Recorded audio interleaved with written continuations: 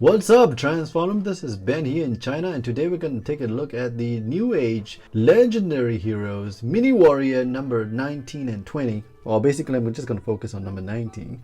Hogan and William Barney. This is New Age's legend-scaled interpretation of Brawn and Outback. So here's the packaging from the front, one side, the other side, the bottom, the top, and the back.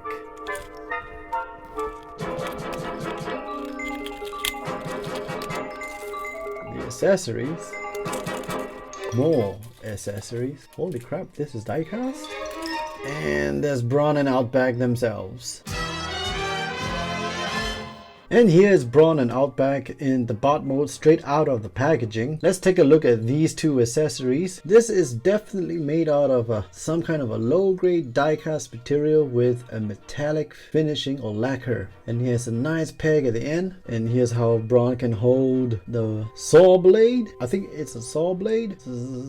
Next, we have this little prong. Don't know, again, another die-cast prong with a nice metallic finish. I have no idea what this is. Again, I can't remember that. But both figures can hold these die-cast accessories pretty well. You also get a very nice matte pistol with a little bit of tiny details. And Brawn can hold the pistol quite nicely indeed. We also got this little big launcher. I assume it's a grenade launcher or rocket launcher. Kind of looks like Megatron's shoulder cannon or arm cannon, but in close comparison it is not molded in the same details, and Outback can hold it very nicely indeed. So these weapons are definitely interchangeable. And here we have a close-up of Brawn's face sculpt and head sculpt. The head sculpt is definitely very nice indeed, but the face sculpt is a little bit squingy, and I don't think this really reminds me of how Brawn looks, but we can still look at the rest of his body, and his molded pretty nice indeed. And here's the side profile of Brawn, and here's how Brawn looks from the back. Let's take a look at Outback. The only mold difference between Outback and Brawn is this head area and the upper torso area. Everything else would look just like Brawn indeed. So here's Brawn from the front, the side, the other side, the back, the bottom, and the top. Let's do some comps. Here's Brawn with Bumblebee, Jazz, Ironhide, Skywalk, and Megatron. Let's go through the articulation checklists.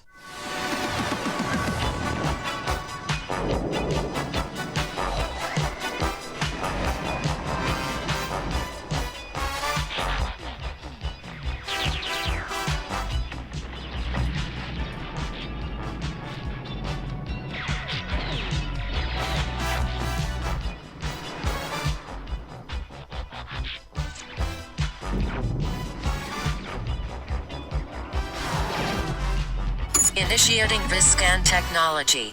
Using my Viscan tech, here are the painted ab bits, the helmet, the face, the eyes, the waist section down here with the silver bits, the blue and the gunmetal gray. And I do believe the shins here are painted too. Compiling toon screen technology. Using my toon screen tech, here are the cartoon accurate bits. The details on the helmet section here and over here. The details on the chest here. The little blue and silver bit there. The little silver circle here. Perhaps the little tiny detail at the knee pads. And a broad silhouette of the shins and feet. And now for the non-cartoon accurate bits, the placement of this little notch here that makes up the vehicle, perhaps the color choices here and here, the details on the lower crotch area over there where the two black pieces are supposed to connect, and the outline of the crotch area down there.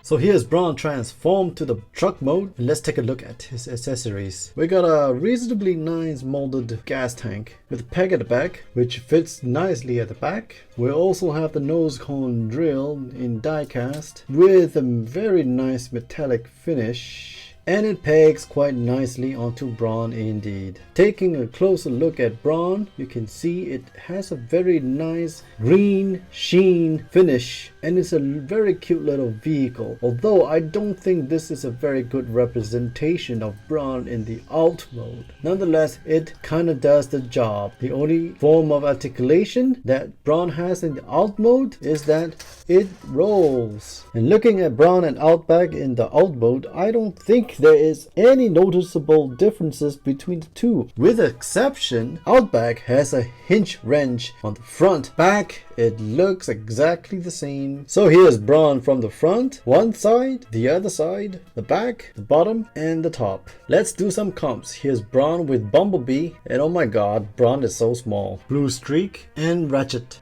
Initiating Viscan technology.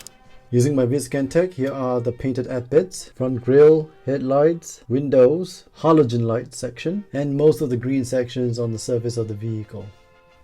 Compiling tune screen technology. Using my Toon Screen Tech, here are the cartoon accurate bits. Maybe the yellow notch bumper piece here. Slight details on the front wheel arc section. And for the non-cartoon accurate bits, the grille and the headlights, the hood, the window section, the length of the vehicle on the side arm here, the lack of door details, the wheels, the addition of side mirrors. Yeah, so quite a bit of non-cartoon accurate bits. So what are my thoughts on this set of toys? Let's talk about 3 things that I like about this toy. Well, we know that NewAge loves to repaint their stuff, and it's good that they gave us very different head and face sculpts. Second thing I like about this toy, the accessories is quite impressive for something that is so small. The third thing I like about this toy, I like the mold of the lower half of the toy, and it really gives it a very fans toys G1 cartoonish kind of look. What about the one thing I think that this toy could be done better? I don't know. This toy is not very impressive. The toy itself gives me a very Brawn vibe, but it's definitely not tune accurate to Brawn. It's just kind of like how the Bumblebee was designed. It's a very Bumblebee-ish kind of toy, but it's just not really Bumblebee. Unlike what we got from the NewAge Seekers, which really resonates in terms of how they look in person. And it kind of makes me feel like there are basically 2 toy designers in this toy line. Those that designed the Autobot, which kind of looks good but not quite there, and then there are the Decepticon designers who looks wow, amazingly good. The scale of the Autobots and the Decepticons are just, in my opinion, the Decepticons are a little too big, and then the Autobots are like car scales perfectly okay. But then when you talk about Ironhide is a bit too small. But that's another conversation for another day. Would I recommend this particular toy? I'm like, okay, I'm lukewarm with it. The only reason I bought it is for Brawn, because part of my personal rule is that I'm going to collect all the Ark crew members from NewAge, and that's it. So those are my thoughts. What are your thoughts? Please leave your comments down in the section below. If you enjoyed this video, please hit the like and share button, and also hit the sub and bell icon for more future videos. Again, this is Ben here in China signing off, and I'll see you on the flip side.